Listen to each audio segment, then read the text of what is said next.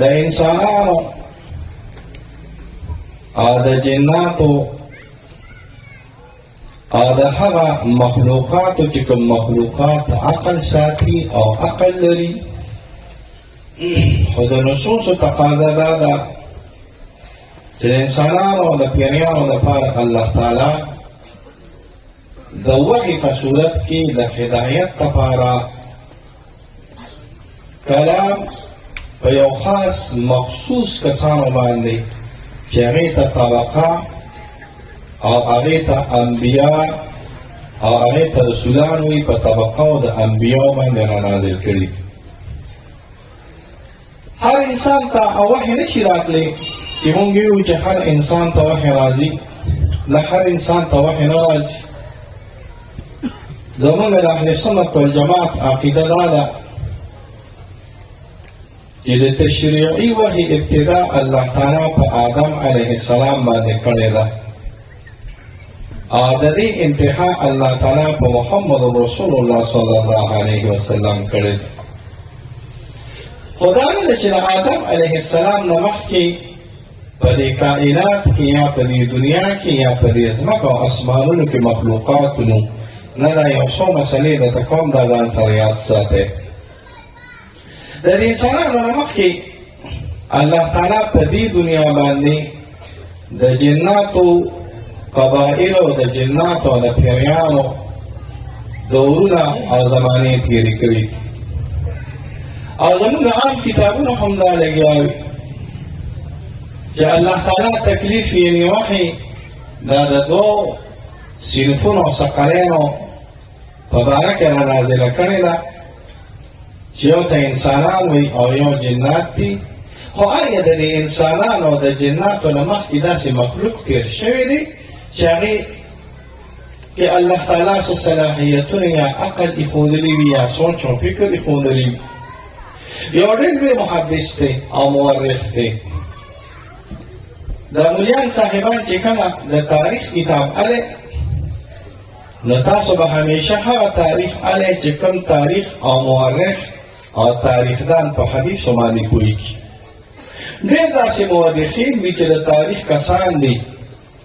او نومونه یې ډېر لوی لوی راغلي دي، هغه د حدیثو سره مشغله نه ساتي، د حدیثو سره د حدیثو په باب کې لږ کمزوري راغلي دي. مونږ دا نه ویو د ادب د وجې نه چې په حدیثو نه پوهېږي، نو هغه اقادره اباقره خلک راغلي، هغه جینیس خلک راغلي، هغه په خپل پیړ کې او په خپل میدان کې داسې لوی حد ته رسېدلي دي چې دا کوم حد ته دوی رسېدلي دي او دی کې 10% هم د حدیثو سره ممارست کړی، نو مونږ به وایو چې دا د حدیثو امامان دي. لکه یو سړی تېر شوي دي، تاسو به یې تر نوم اورېدلي، ابن سینا ورته ویل کېږي. ابن سینا احد اذکیاء العالم دی، ډېر لوی سړی راغلی دی په عقلیاتو کې. یو کتاب یې لیکلی او تقریبا ټول یورپ ته هغې نه اخیستی نن سبا. یو یې د منطق کتاب دی، د طبیعاتو کتاب دی، نه تاسو چې ورته فزکس او کیمستري وایئ، شفا ورته ویل کېږي مثلا. خو د دې ټیم یو ښه کتاب دی القانون فی الطب، او د قانون فی الطب نن سبا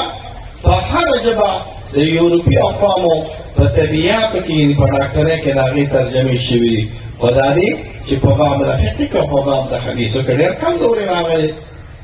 دغه شانتې یو مورخ راغلی دی، ډېر قوي سړی راغلی. دا یوازې نه دی چې د مسلمانانو تاریخ بیانوي، د مسلمانانو د تاریخ سره د عامو عالم او د قومونو هم تاریخ بیانوي چې هغې ته موږ په خپل اصطلاح کې ابن خلدون وي. ابن خلدون قوي سړی راغلی. بیا خاص کر مقدمه د ابن خلدون دا یوازې د اسلامي تاریخ یو حصه نه راغلی، بلکې زما په سوچ او زما په فکر سره کومې مروجې لوی بین الاقوامي ژبې چې کوم راغلي دي، که هغه انګلیش دی او که هغه جرمني ده او که هغه فرانسیسي او که هغه پرتګالي ده، په دې ټولو ژبو کې د مقدمې د ابن خلدون بیان او د هغې ترجمې شوي دي. او دا نه چې ابن خلدون په حدیثو کې داسې سړی راغلی دی چې په حدیثو باندې نه پوهېږي. د دې په مقابله کې یو ډېر لوی مورخ دی. تاسو چې مولیان صاحبان راغله د تاریخ کتاب دی، نو تاسو به ځان له البدایه والنهایه د ابن کثیر علیه اردو ترجمه راغلی. البدایه والنهایه ابن کثیر مفسر هم دی، ابن کثیر مورخ هم دی، ابن کثیر محدث هم دی. د ابن کثیر تفسیر ټول مولیانو سره تقریبا پروت راغلی وي، خو د ابن کثیر د تفسیر سره د ابن کثیر د حدیثو کتاب جامع المسانید والسنن دا ډېر لوی قوي ترین او اطول کتاب د حدیثو په باب کې راغلی دی. نو ابن خلدون دا حدیث دا تاریخ د حدیث په رڼا کې نه ګوري، او ابن کثیر حدیث د تاریخ په رڼا کې نه ګوري، تاریخ د حدیث په رڼا کې نه ګوري. دې کې ډېر لوی فواید وي، دا ځان ته یاد ساتي. زموږ اصل شي زموږ عقیده، موږ د تاریخ تابع یو، موږ د قرآن او د سنت تابع راغلي. د تاریخ یو خبره د قرآن او د سنت خلاف شو، موږ یې اخولو، تاریخ ته ځان سره کېده او د تاریخ خبرې ته ځان سره کېده. موږ به همیشه تابع د قرآن یو، او موږ به همیشه تابع د سنت او د حدیثو د رسول الله صلی الله علیه وسلم. ابن کثیر لیکي د انسانانو او د پیریانو نه مخکې یو بل قوم په دې دنیا باندې تېر شوی دی، فتحې یا ضمې سره دین او دن ورته ویل کېږي. د هغې نه مخکې یو بل قوم تېر شوی دی، حم یا حین ورته ویل کېږي، او د هغې نه مخکې یو بل قوم تېر شوی دی چې هغه پین ورته ویل کېږي. زموږ په دې پښتو کې هم د دې نومونه باندې شته. که تاسو د پښتنو یا د قدیم یوناني دیومالایت کتابونه وګورئ، نو موږ پښتانه ویو دیوان یا خو پیریان دي که نه، د دې پیریانو سره دیوان ورته وي. عام عمومي رایې د ملیانو صاحبانو دا ده چې حضرت آدم علیه السلام 10,000 کاله مخکې یا 8,000 کاله مخکې تېر شوی دی، خو دا خبره د تاریخ او د تحقیق مناسب نه ده راغلی. یو علم دی، دا پوی خلک په دې باندې پوهېږي، هغې علم ته مونږ په خپله اصطلاح کې آرکیالوجي ویو. څه ویو ته؟ آرکیالوجي پېژنئ؟ د آثار قدیمه چې راوالي، هلکه دا کتاب او دا بوت دا 2,000 کاله زوړ دی، دا 3,000 کاله زوړ. د آرکیالوجي والا د علم خاوندانو ته آرکیالوجسټ ویل کېږي. دا ځان له یو فن دی او دا ځان له یو علم راغلی دی. د آرکیالوجي او د آرکیالوجسټ د خلکو رایې دا ده چې د انسانانو بعضې تهذیبونه، بلکې د مخلوق بعضې تهذیبونه دا په 70,000 کاله زاړه راغلي. او یو کتاب دی، تاسو ځان سره نوم وساتئ، الفصل د ابن حزم. ابن حزم داسې تکړه سړی نه دی راغلی د عقیدې په باب کې، لږ د اهل سنت والجماعت خلاف چلېږي، د څلورو امامانو کله ناکله خلاف کوي، خو دا نه چې خبرې کله ناکله قوي وي. د هغه یو کتاب دی الفصل، زموږ د ملتان ښار باره کې وایي چې دا 72,000 کاله زوړ ښار راغلی. او په هندوستان کې ښارونه کالنجر ورته وایي، بنارس ورته وایي، کانګړه ورته وایي. دا کانګړه نه، دا د هندوستان کانګړه ده. هغې کې بوتان دي، څلور لکه کاله زاړه بوتان راغلي دي. نو پته ولګېده چې د انسانانو نه مخکې هم الله تعالی مخلوق پیدا کړی دی، خو هغه مخلوق ته وحی نه ده راغلې.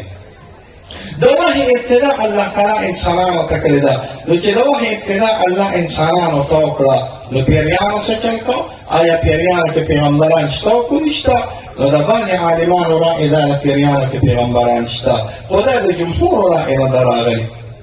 زموږ د جمهورو رایې دا دی چې پیریانو کې پیغمبران نشته. نو چې نشته، نو هدایت ورته بیا څنګه ورکړل کېده؟ دا به د هغوی په قلوبو کې الله تعالی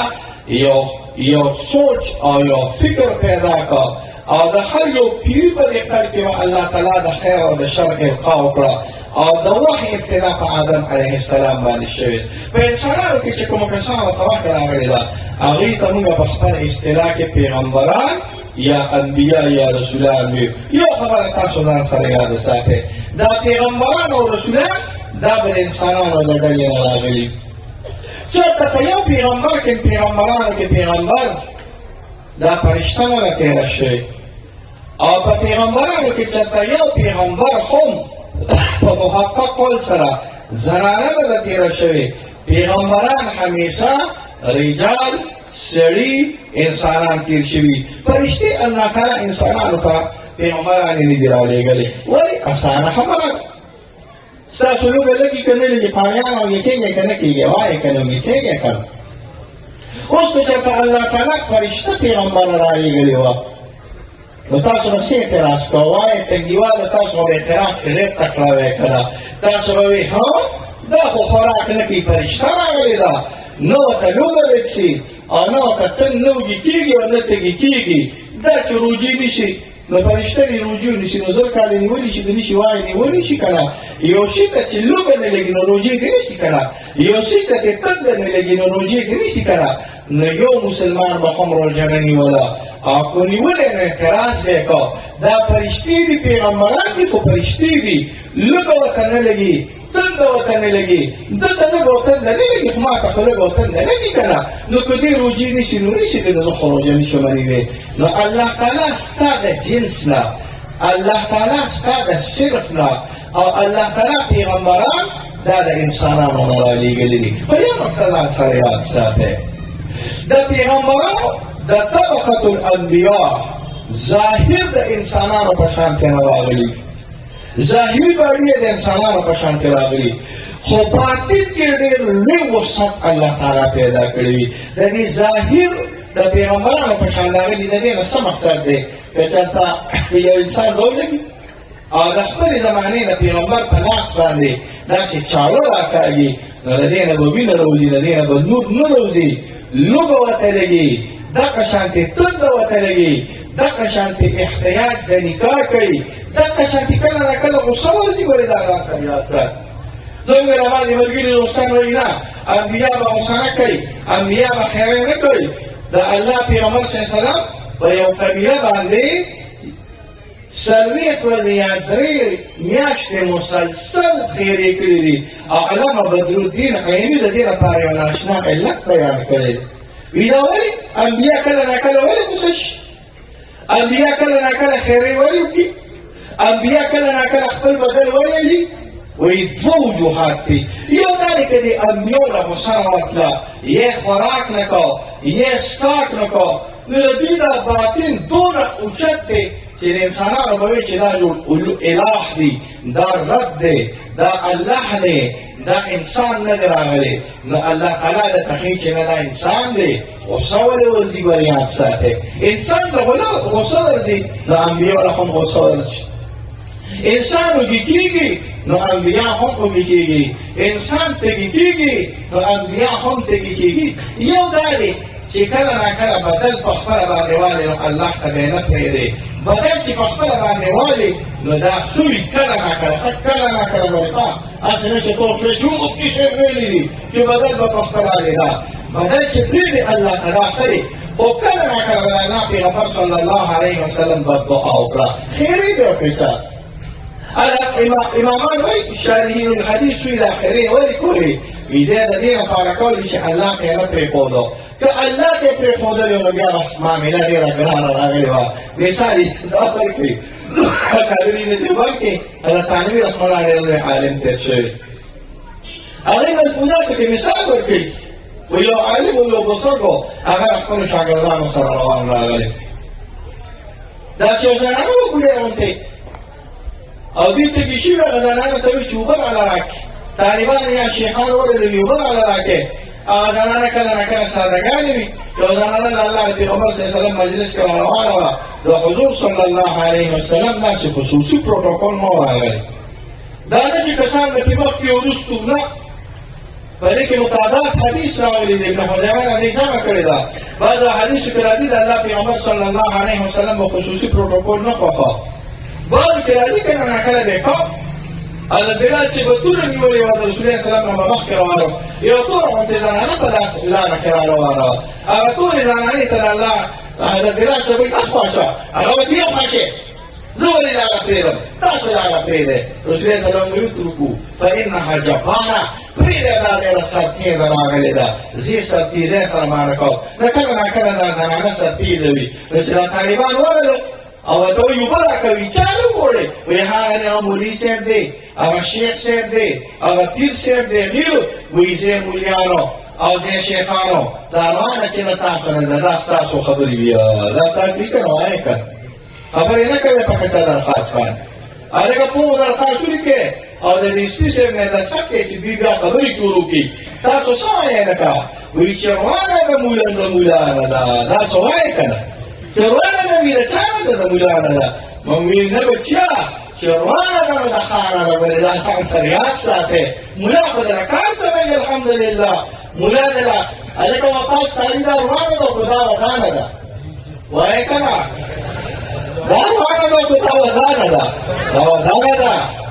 که دا روانه نو بیا به مونږ ویو چې دا روانه ده او که دا ودانه نو مونږ ویو چې دا ودانه ده وروره دا ودانه ده الحمدلله جومات ته د مولا آباد کړی دی قاري ته د مولا آباد کړی دی خانقاه ته د مولا آباده کړې ده مرکز ته د مولا آباد کړی دی مړي جمدې دې په مولا باندې راغلی دی خو خیر دی زمونږ پښتانه وي کله ناکله زمونږ یاران دوستان دي خبرې کوي مونږ ویل کوو بچیا دا یاد ساته چې عالم به انشاءالله تا ته دعا کوي تا ته به د خیر خبره کوي تا ته به د رفق خبره کوي تا سره به د ترحم معامله کوي او د الله په دربار کې به لاس اوچتوي همیشه چې الله پاک زما په دې قوم باندې خیر او برکت را نازل کړي او ټول دې د هغه عالم روان شي چې هغه چېرته مفتریانو ته خیري وکړي هلکه داسې وایئ که یو خبره کوم جواب را کوئ ښه خدای دې هغه مولا تباه برباد کړي امین خدای دې د هغه مولا کور هغه روان کړي خدای دې هغه مولا د سر خلاص کړي چې کوم مولا د خپل مقتدیانو او د خپل قوم بېعزتي غواړي او ناحقه خبره ورته کوي او منافقت ورسره کوي هلکه تاسو ووایئ خدای دې هغه مولا تباه برباد کړي چې کوم مولا د عوامو سره په منافقت باندې او کوم مولا د عوامو سره په بدخواهۍ باندې هغه مولا دې الله تباه برباد کړي اوس تاسو ته راتاوېږم تاسو به څه کوئ بچو باندې هغه مقتدي کې خدای نیک عمل کړي نو اوس نیم پکې د ظالم د عمرو په صابون ولاړ یې نیم اوس نو مې ویل چې الله هغه مقتدي داسې کوي نو نیم پکې سب په صابون ولاړ یې خو هغه ورځ دې الله نه راولي چې زما په خوله باندې تا ته خیرې راشي هغه ورځ دې الله نه راولي چې د مولیانو او د علماو په خوله باندې تا ته خیرې راشي هغه ورځ دې الله نه راولي چې زمونږ زړه تا ته کې تاریک شي نه د عالم به زړه تا ته روښانه وي د عالم به خلق تا ته روښانه وي د عالم به کار هم تا ته روښانه وي د عالم به جومات هم تا ته روښانه وي او عالم به په دې په دنیا کې ستا خیر غواړي او چې ستا شر غواړي هغه د عالم نه دی راغلی هغه جاهل راغلی دی او د جاهل نه دې موږ الله په امان کې نه وساتي خبره دې به هر حال ده ویله شیخو یارو قاریانو اوبه دې نه درکړه بلکې یو دوه درې خبرې یې وکړې کنځلې وکړه چې کنځلې وکړه طالبان راغلل استادي هغه نه کوله وګورئ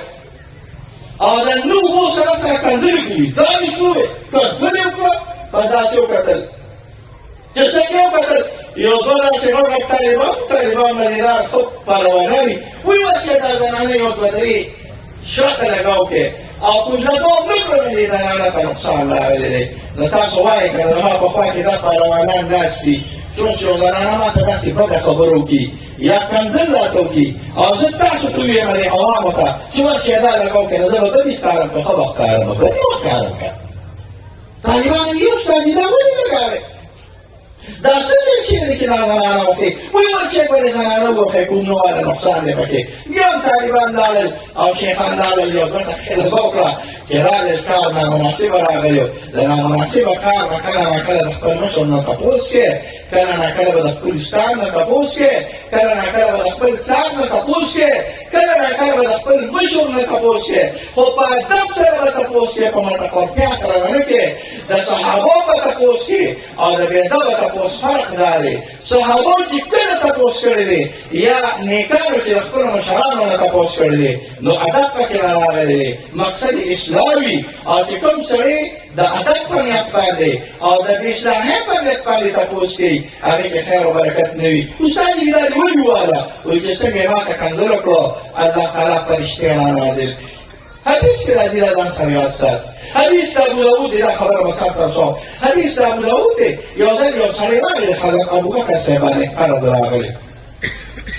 حضور صلی الله علیه وسلم ناست و هغه سړي د حضور ابوبکر صاحب د مدینې نه داسې ونیو او ویې قوم شامه ما له پیسې راکړه ما سره په پیسې نشته لږ څه ورکړه ویې پیسې به راکړې کنځلې مو کړه خیرې مو کړه حالت ابوبکر صاحب ته ابوبکر صاحب چپ ناست راغلی د خیرو جواب یې نه کوه د کنځلو جواب یې نه کوه نو چې نه یې کوه نو د الله پیغمبر صلی الله علیه وسلم خندل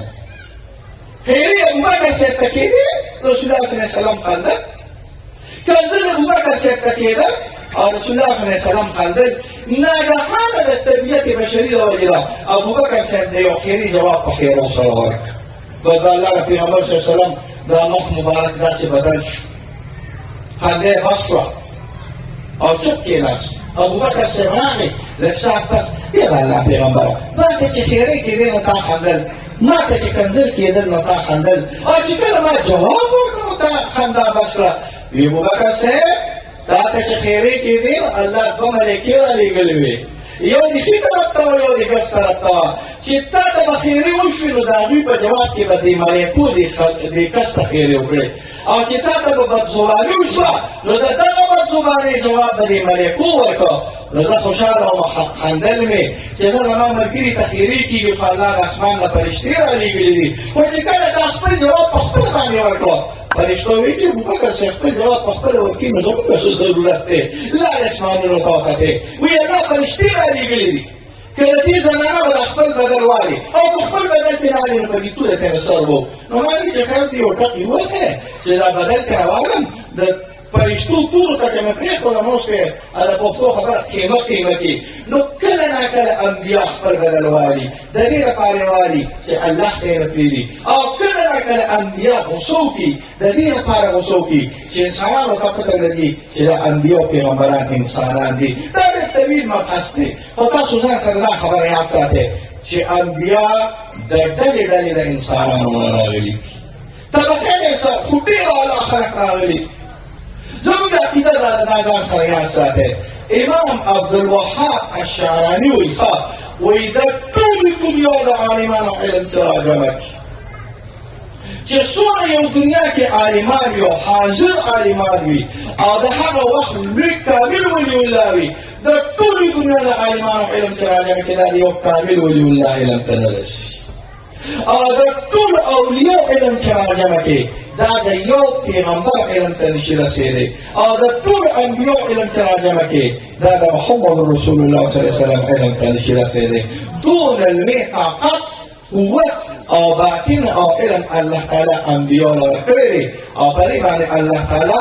د خیر او د هدایت لپاره د خپلې زمانې مناسبت سره وحی راغله شوې ده چې د آدم علیه السلام نه شروع ده او په محمد رسول الله صلی الله علیه وسلم خاطر دا ډېر لوی موده ده زما په تحقیق سره دا زرګونه کاله نه دي راغلي زما خپل تحقیق دی هغه ځانله خبره ده دا زرګونه کاله نه دي دا 10,000 سال نه دي دا 20,000 سال نه دي بلکې دا زما په تحقیق سره د 40,000 ځان نه 40,000 کاله نه زیات عمر کې د حضرت آدم علیه السلام او رسول الله صلی الله علیه وسلم په منځ کې او وحی څومره راغلی ده 108 کاله ته څو کاله 108 په 1,24,000 پیغمبرانو باندې دا څومره وحی راغلی 108 په 40,000 کاله کې څومره وحی راغلی 108 دا خبره شاه صاحب کړې ده زه چې کله وایم شاه صاحب نو مراد د شاه صاحب نه کشمیري صاحب خو دا شروع وشوله چې دا شاه صاحب د چا نه نقل کړې ده دا د اصل کې زرقاني په مواهب کې نقل کړې ده په شرح المواهب کې خو په هغې کې اطمینان نه کېده نو دا اصل کې نقل کړې ده اللغات کې ابن عادل چې په 40,000 کاله کې په 1,40,000 پیغمبرانو باندې الله تعالی 108 کاله ته وحی رانازله کړې او تاسو ته پته په حضور صلی الله علیه وسلم باندې په 23 ساله کې څومره وحی رانازله شوې ده 24,000 کرتے په محمد رسول الله صلی الله علیه وسلم 40,000 کرته وحی په رسول الله صلی الله علیه وسلم باندې په مکه او په مدینه کې دواړه چې راځي کې ما تخمینه کوله بلکې د زرکشي یو کتاب یو تحقیق وکړ نو ټول کله کله راغلی چې ابراهیم علیه السلام کله راکله مدینه منورې ته په یو ورځ کې 10 کرته راغلی څومره کله ډېر او تاسو چې نه کړی او کله راغلی تنګي ته دا باس ته نه یا تاسو چې دا د نکاح سره نه راغلی د نکاح سره د مدینه نه دا تاسو څنګه راغلی چې دا تاسو ذهن کې نه راځي چې دا کوم ځای راغلی په هر انسانان په دې ملي تاریخ شوی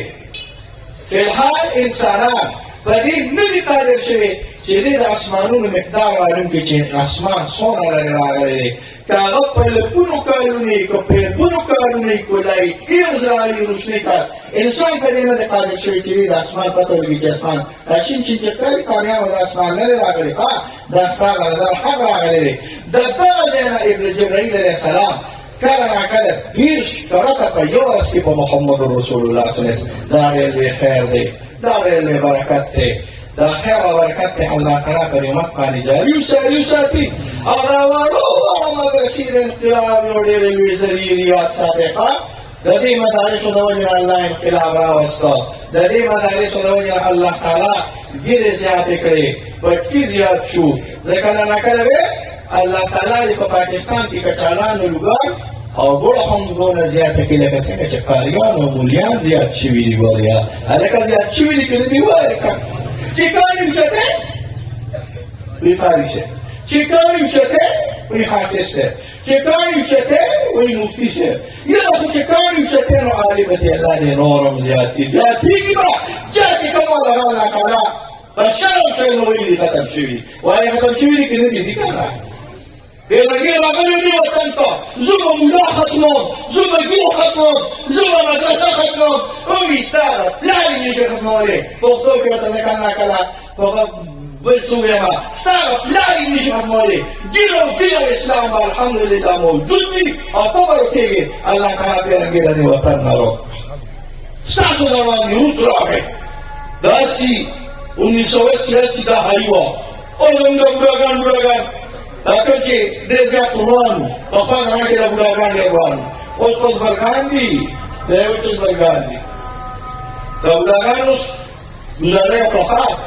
د یو ځای په جومات کې ناست وم مدرسه کې هلته جرګو والا راځي محله نښې مو خو یو بوډا راغی ایدې چې تاسې وپېژنئ خو محله نښې لاسې داسې کړې وې داسې کړې اوس سپین ږیرې شولې د دې تنګي دا لاسې داسې کړې ورو ورسره ناست وم سات په سات پس دی دا لاس داسې کړ داسې دی ما ویل ته چېرته د ظالم بچي اکسیډنټ کړی دی دا ناست مې پوهېږي چې جګړه ختمه شوه او ښې به لکه راډې پسې چې دا ناست سره دم کوم ورور یې رامنډې کړي خدای دې غلطي مدرسې ته یې مړه څه راوړې دی د تاسو خو مخته د مړسانو بچرګانو بوډاګانو یې دا خو دې تبلیغیانو ته دې مولیانو ته دې قاریانو ته دعوه کوې چې په دې سپینو ګیرو الحمدلله توبهګانې کړې منځونه هم شروع کړه اودسونه هم شروع کړه هغه کېږي ما سپینې څادرې هم شروع کړې ګیر هم شروع کړې زما روان یو بوډو د دې نړۍ نه به راته د یو ځای ترجمې ګیره د خیره قوله به په سر وه احمدجان قاري صاحب او چې ګیره د خیره نو زمونږ د تاڼۍ مخې ته نړیوال وو نو هغه وله په دې خوله کې دا کوټه داسې ورکړه هغه شخص خو بیا پې کړه اوس الحمدلله ګیډه ډېرې شوې پټکي ډېر شو عالمان ډېر شو دا نور هم زیاتېږي انشاءالله دا د الله دین دی د الله دین به قریب وي او چې څوک د الله د دین دشمن هغه به الله تعالی په دنیا او آخرت کې ذلیله کوي الله دې تاسو له خیر درکړي الله دې تاسو له برکت درکړي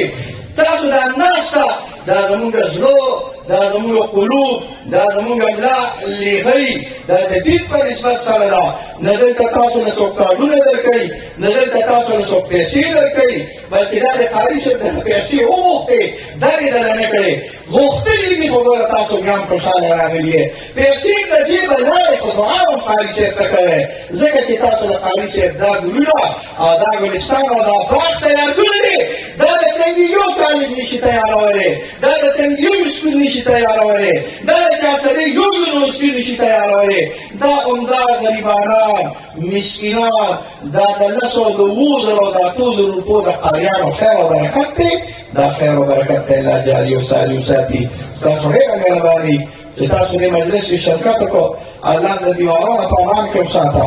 الله د تکالیفو په امان کې وساته الله د دنیا او د آخرت خیر درکړه او د قاري صاحب دا مدرسه ورسره خواته نورې مدرسې زمونږ مدرسې د دې ټول اهل الحق مدرسې دا د الله تعالی شاد او باد ساتي او الله تعالی د دین او د دنیا خیر نصیب کړه وصلی الله علی خیر خلقه محمد و آله و اصحابه اجمعین